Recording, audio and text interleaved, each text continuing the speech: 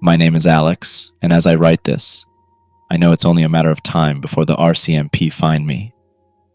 And when they do, they're either going to question me about why I burned my house down or take me.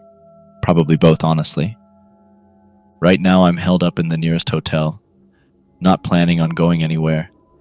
I have barely slept, and I don't think I'm going to get much more sleep going forward. They're going to want answers. And the truth is, I don't have any good ones. None that makes any sense anyway. Hell, I don't understand what happened myself.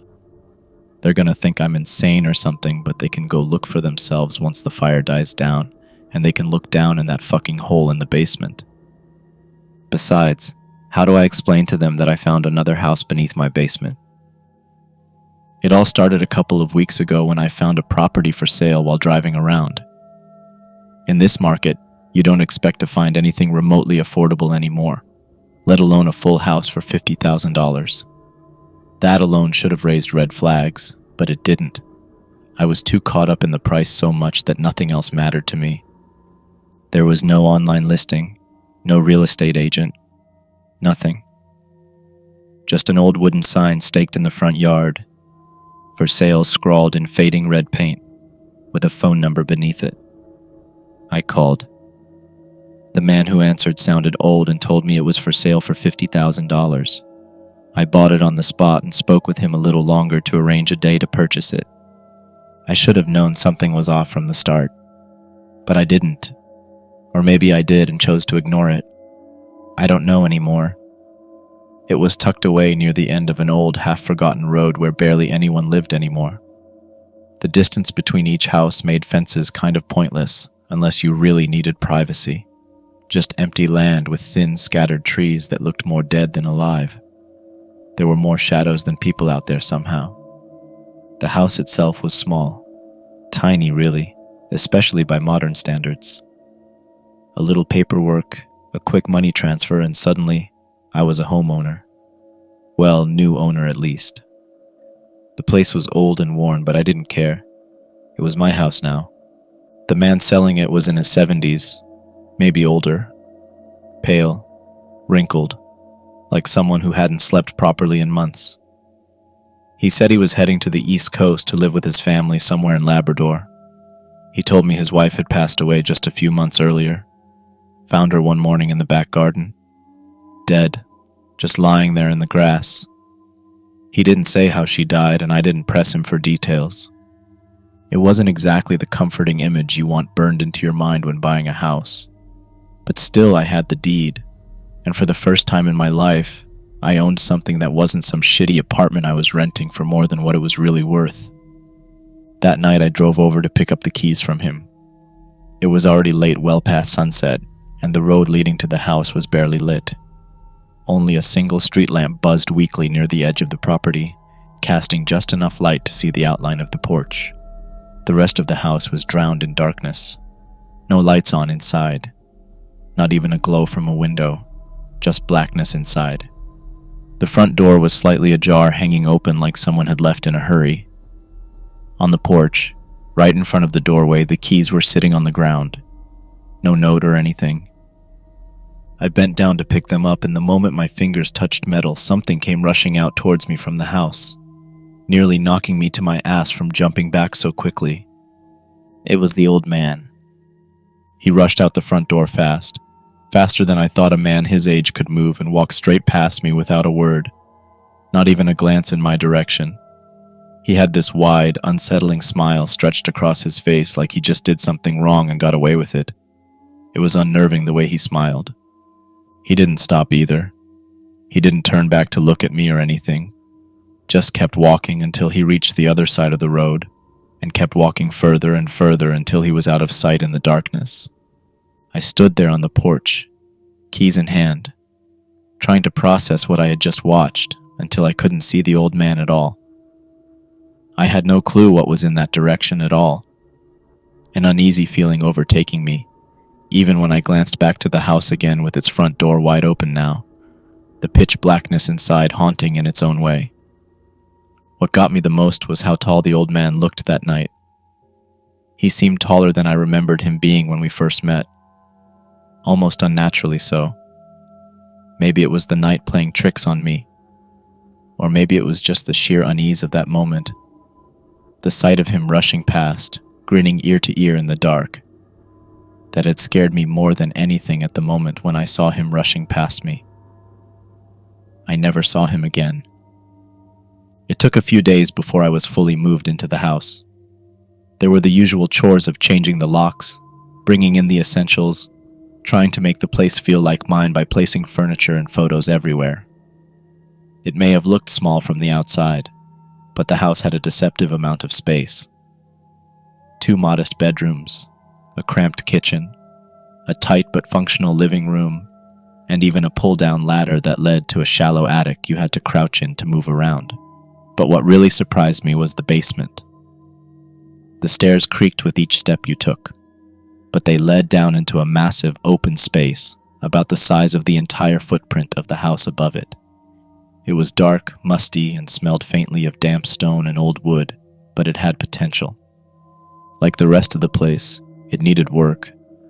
The exterior was in rough shape, yellow paint flaking off in long strips, roofing shingles cracked and curling in spots, the kind of damage that only years of sun, wind, and neglect would do to them over time.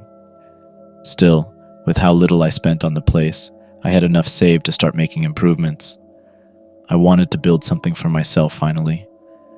It was only 2 days ago that everything changed.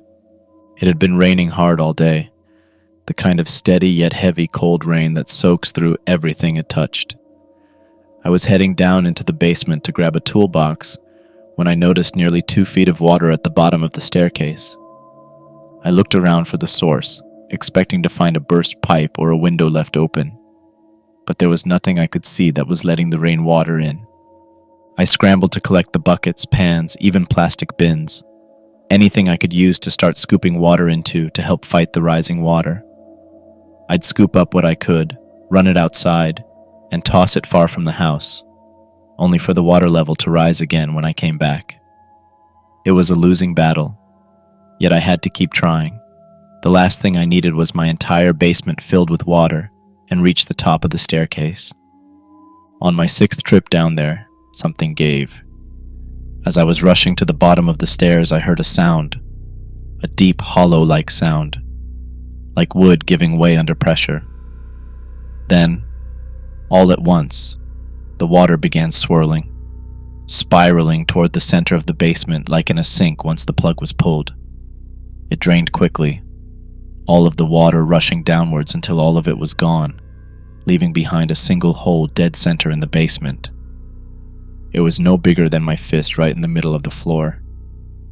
I waited for the last of the water to vanish before approaching it with caution. My first thought was it was an old floor drain. Maybe it had been blocked for years and finally gave way once there was enough water down here. But when I shined my phone's flashlight into it, that idea died pretty quickly. There was no pipe, no grating, no rusty metal or broken pipe, just a black void in the center of my basement floor. The dirt and cement around the edges were rough, yet round at the same time. Maybe a collapse, but it was level with the floor somehow.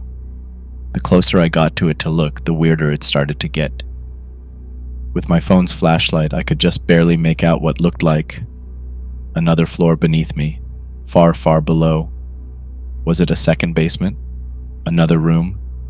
I had no clue what the hell I was looking at that moment. I wanted to know more. I needed to. But making the hole bigger was a risky move. If the foundation was as old and brittle as the rest of the house, I could bring the whole damn floor out from under me. Hell, I could even make the house collapse over me. Okay, maybe not that last bit, but you get my point. At the same time, there was absolutely nothing I could do at the time being. The rainwater was gone, thankfully, but until tomorrow, no one was going to be swinging by and checking it out for me. Not until tomorrow, at least. Worst case scenario, I figured I could grab a piece of plywood, cover the hole, and pour concrete over it that would seal the damn thing off and pretend it was never there. Not a perfect fix, but at least it would keep the basement from collapsing under me. Hopefully.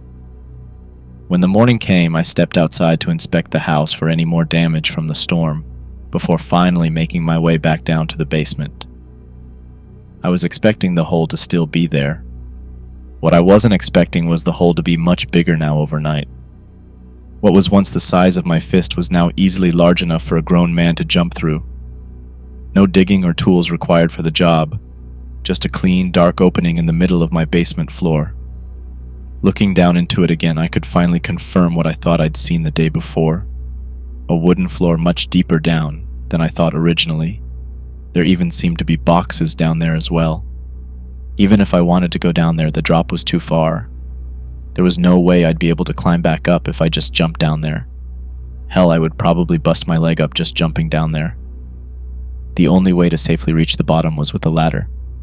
So I got one. I drove to the nearest hardware store and bought the longest extension ladder they had, along with a decent flashlight, something stronger than what my phone's flashlight could handle. When I got back, I carefully lowered the ladder into the hole, extending it as far as it would go until it finally touched the bottom. The very top of the ladder barely grazed the stone floor below. If the floor it leaned on gave out while I was climbing down, I would for sure fall and probably break something along the way.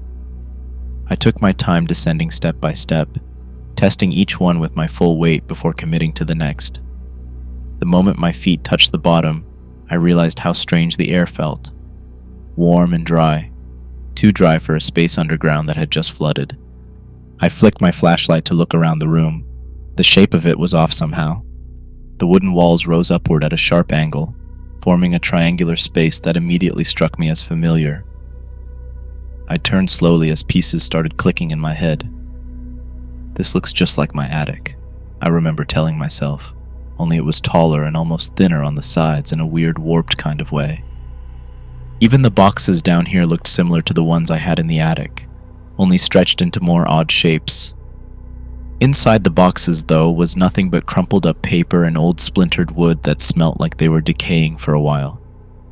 It wasn't long before I spotted the pull-down staircase like in my actual house.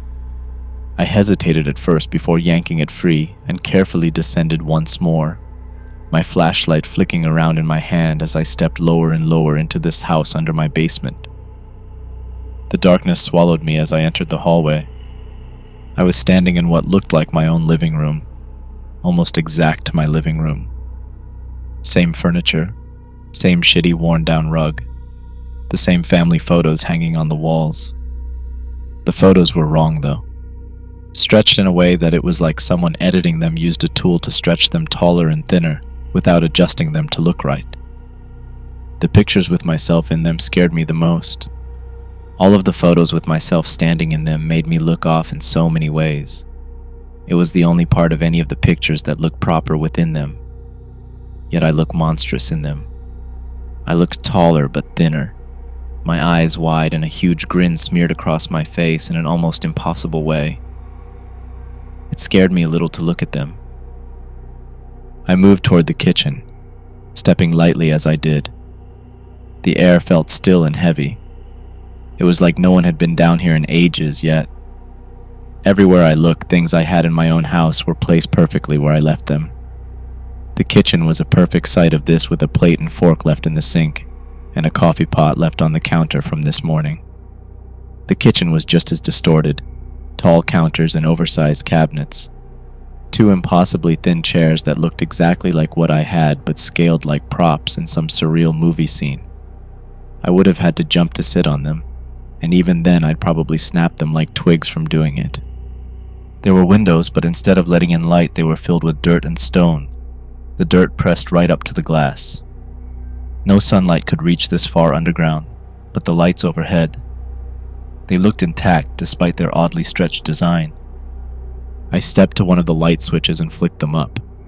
For a split second, the bulbs flashed with an intense light, revealing just how wrong everything was. The sudden light flash made the bulbs pop loudly and killed them in an instant. Within that brief moment of light, I thought I saw something at the end of the hallway leading into the living room. The light was on and gone so quickly I couldn't tell what it was, but it was tall, unbelievably tall, as it stood there staring at me. I quickly raised my flashlight down the hallway, the beam bouncing wildly off the walls. I could have sworn I saw something, someone even standing there. I froze, heart pounding, eyes locked on the place where it had been as my hands shook holding the flashlight. My mind raced to make sense of it, where the hell it even came from, but it came up empty. Panic started to creep in as I backed into the kitchen counter with my hand blindly searching for anything to use. It landed on the handle of a kitchen knife. It was long and thin, barely more than a glorified machete, then a knife, but it was the only thing between me and whatever might be waiting on the other side of the hallway. I stepped forward slowly, each footstep echoing too loudly on the warped wood. The silence was thick like the house itself was holding its breath as I moved through it. I inched my way to the end of the hallway, ready to fight whatever the hell was over there, only to find nothing. Nothing at all. Did my eyes play tricks on me with the sudden flash of light? I stood there for what felt like forever, trying to calm myself, trying to make sense of what I'd seen while searching every inch of the living room for anything at all. There was nothing. Nothing except for one more room in this messed up house. The basement. Every piece of me screamed at me to not go down. God only knows what the hell was waiting for me down there. Yet I needed to see now. I had to see what was down there. I took my time, descending the narrow staircase little by little. I reached the basement floor of the second house, and there, right in the center of the basement floor, was another hole. And this time, a ladder was already in place, almost identical to the one I had used earlier, as if someone or something had placed the same one for me. What if it was there because I placed my ladder to reach down here? The hole was much wider than the last one as I stepped closer to it. It was wider, yet the attic I was looking into this time was much shorter than this one, maybe shorter than the one I actually owned on top. This time, though, nearing the edge, the smell hit me harder than anything else. The stink of rotting wood and something sour and organic made my stomach twist and turn a little. I covered my nose with my sleeve and leaned over, shining my light into the pit. The space below glistened under the beam. Everything looked wet, drenched in something thick that shimmered like oil. Maybe this was where the rainwater had drained. But that didn't make sense. This second house would have soaked it up before it even reached the basement. Hell, whatever was down there didn't look like it was soaked in water at all, more slime or mold. My curiosity got the best of me as I began climbing down, ignoring every desperate plea my brain tried to make me stop. This house, the third one, was the opposite of the last. Where the second house was tall and thin, this one was short and wide. I had to crawl on all fours just to move around down there. And the smell, oh God, the smell was so bad. The attic ceiling was pressed downwards, forcing me to crawl to the pulled-up staircase before I was free from it. The air was thick and wet down here. Covering my face was out of the question now, with my arms drenched in whatever the hell this was, as everything had a thin layer of mold or slime or whatever the fuck it was, making my steps a little more slippery. I was in the hallway now, forcing me to dip my head slightly to avoid hitting the low ceiling. The walls were stretched outward now, wide and bloated, warped like something swollen from the inside. Again, everything was where it should have been to the layout of my actual house. My furniture, my photos. But this time the distortion wasn't just in shape, it was texture. The air smelled of mildew and decay. The furniture sagged. The floor squelched slightly beneath my feet, and the photos were awful. My face was bloated and discolored. My eyes were barely visible as the bloated parts of my face swelled over them like I was infected by something. I made my way toward the final staircase, the one leading down to the basement, and I heard it. Breathing. Slow, ragged, wet. A rattle of the throat like it was trying to clear something deep in its throat. The sound grew louder with every step. It wasn't just breathing. It was struggling with every breath it took like it was trying to stay alive. In a way, it sounded like water was lodged in their lungs, and every breath rattled it around in a sickening manner. I descended carefully, each step louder than the last. A slight squishing sound to go with them from the mold beneath my feet as I reached the bottom step, seeing the basement floor finally. Someone or something was standing there. standing over what looked like another hole dead center to the basement. It was hunched, shorter than me for sure. Its back was to me, looming over the other hole in the floor. Its body looked swollen and damp, its skin pale and blotchy, and its head too big for its frame.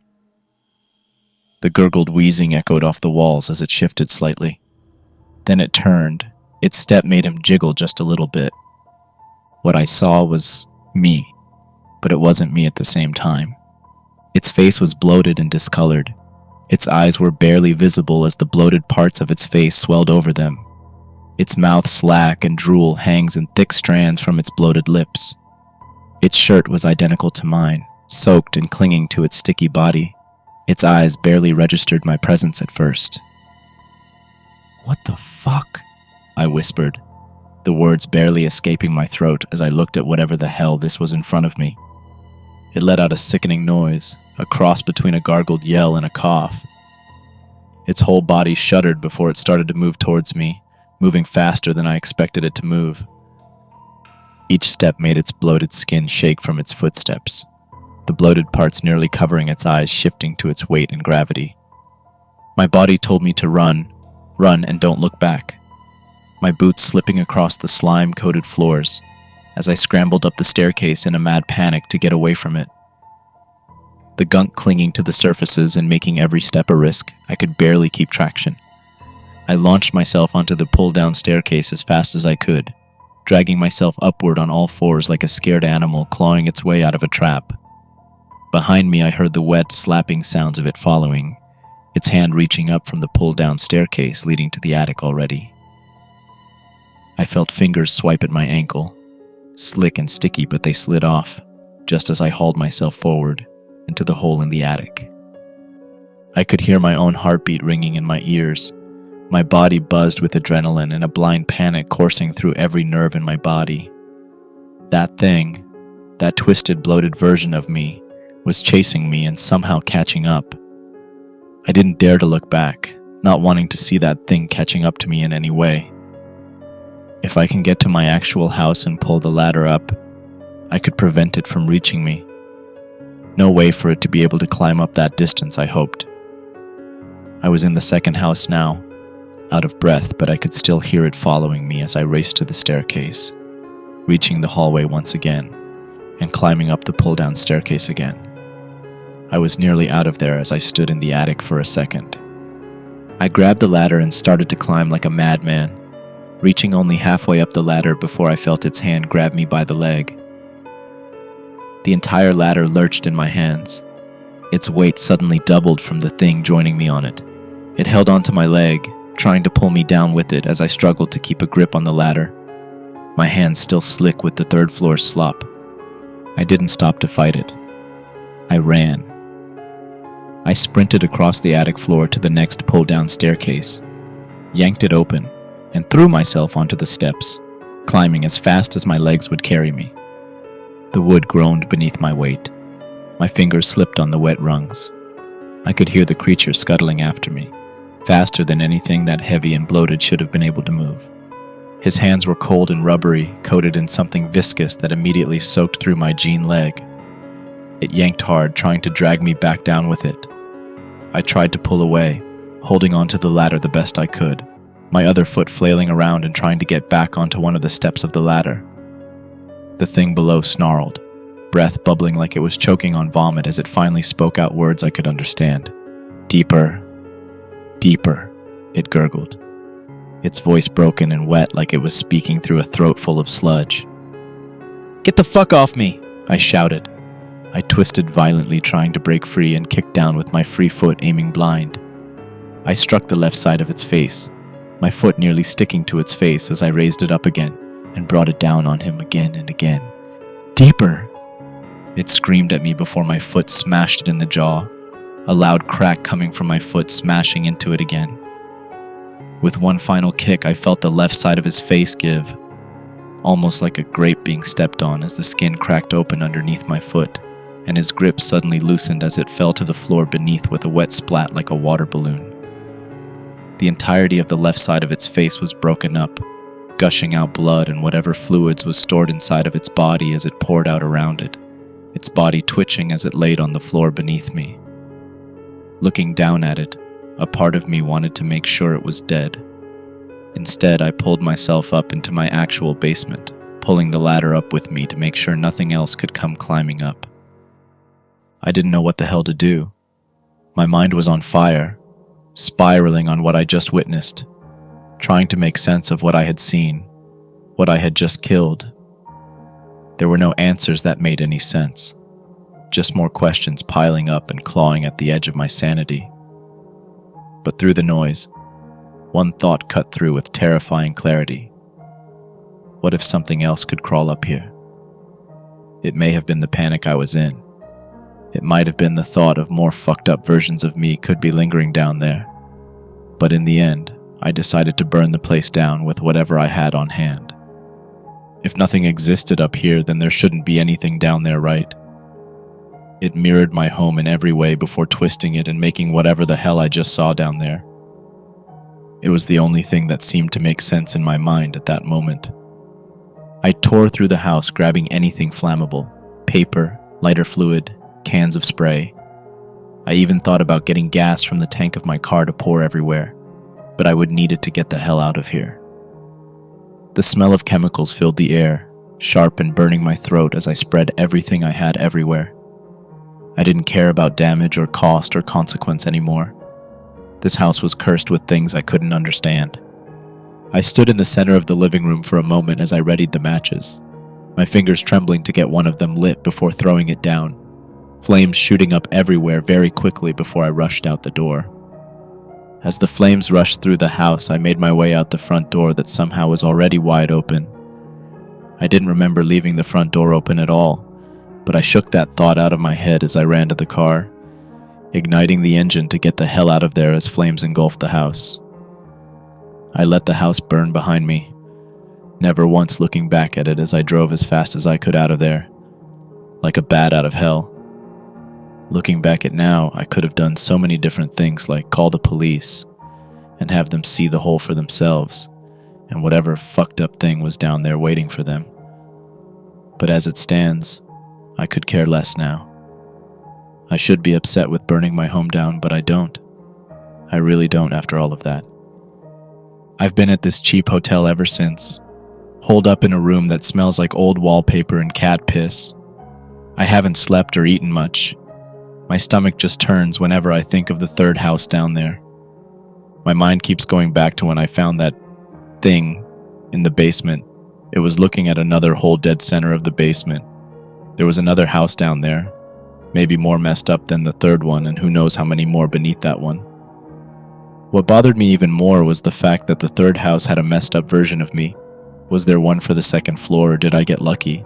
I thought I saw something, but I looked everywhere when I was down there and spotted nothing. But what if I missed it somehow? I don't know. I'll probably never find out now, and honestly, maybe that's for the best. Anyway, I'm done writing about this. Just trying to keep my head on straight while I wait for the RCMP to show up. They will come eventually. Someone is knocking on my door, so I'm gonna see who it is. Whoever they are, I can see their shadow in the window, and they are tall as hell.